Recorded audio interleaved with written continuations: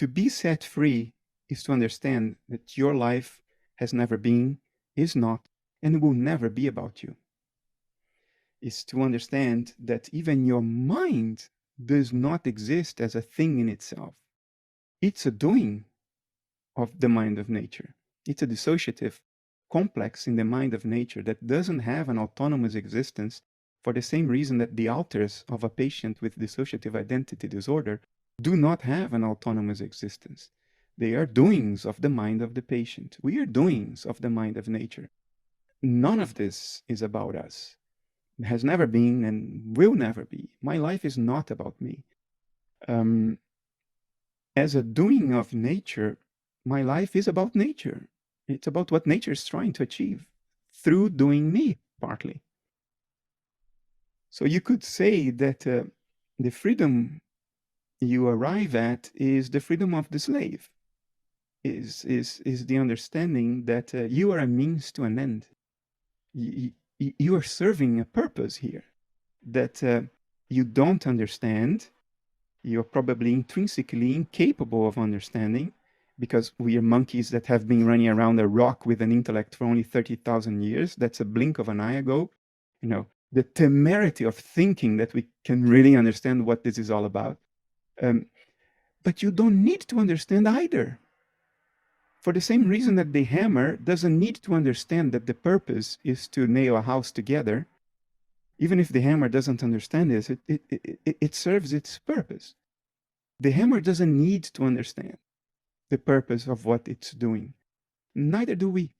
We do not need to understand whatever intrinsic, instinctive, spontaneous drive is behind the dynamisms of nature. We can't understand it, and nor do we need to. And it's okay to not understand it. And this is enormously liberating. The Western well-being wisdom puts on the shoulders of egos a responsibility that egos can never hope to rise up to: the responsibility of being happy. Egos cannot bear that responsibility. We are not atlases. You cannot put the weight of the world on our shoulders. Egos crack. But our entire industry of well-being, the entire wisdom of well-being in the West is, you have to take the reins of your life. You have to make a plan. Sorry for the laugh, but this is so ridiculous that it's difficult to even say this without laughing. You have to make a plan for your happiness, for the purpose of your life, and you have to fight hard, because everything is possible. You can achieve anything, and you can make yourself happy, and people believe it. And guess what? When they fail, as inevitably they will do, and even the seeming success is short-lived. That's why you have so many rich and famous people killing themselves all the time, or drugging themselves into oblivion. When that inevitable confrontation with the impossibility of the situation comes, you're crushed. You become crushed.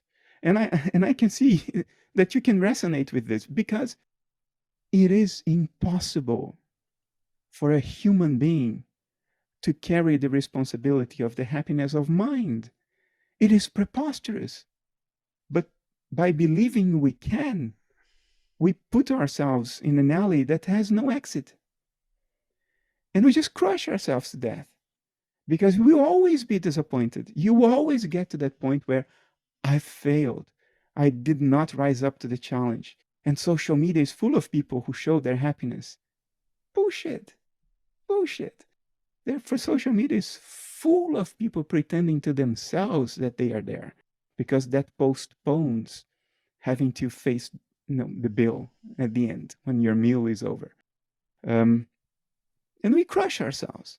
So the liberty, the freedom, the liberation, at least for me, is this understanding that it's not about me. I do not have the responsibility to make myself happy. It's okay if I'm crushed, if I'm anxious, if I'm depressed. It's okay that I don't understand what this is all about. I don't need to understand.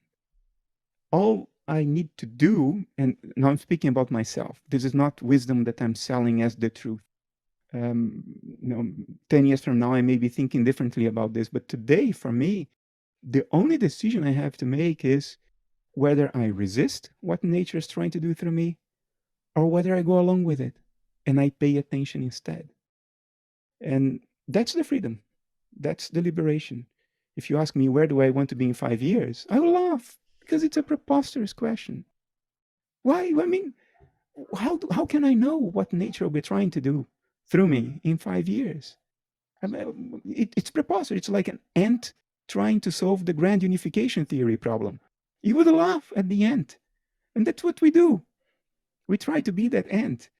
Um, so I don't know what nature will be trying to do through me in 5 years. I know one thing. Whatever it is, I won't resist it. Whatever comes out of my mouth is not mine. I have precisely one merit, exactly one choice and one merit. My choice is I don't resist, and my merit is I pay attention. And that's it. That's all there is to Bernardo Kastrup. It's very close to nothing. And that is so incredibly liberating.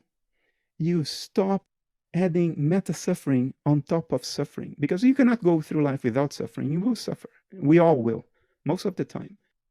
But when you blame yourself for your suffering, that's meta suffering. That's adding injury to adding insult to injury, and multiplies the suffering by a large factor. That meta suffering I don't have anymore. I am neurotic.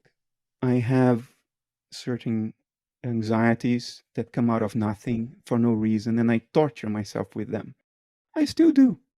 What I don't do anymore is to torture myself because I shouldn't be torturing myself, if you know what I mean. I don't suffer from blaming myself. You bloody idiot, you're torturing yourself for no reason, and regretting and insulting me and feeling bad about me because I'm torturing myself for no reason. No, I just torture myself now.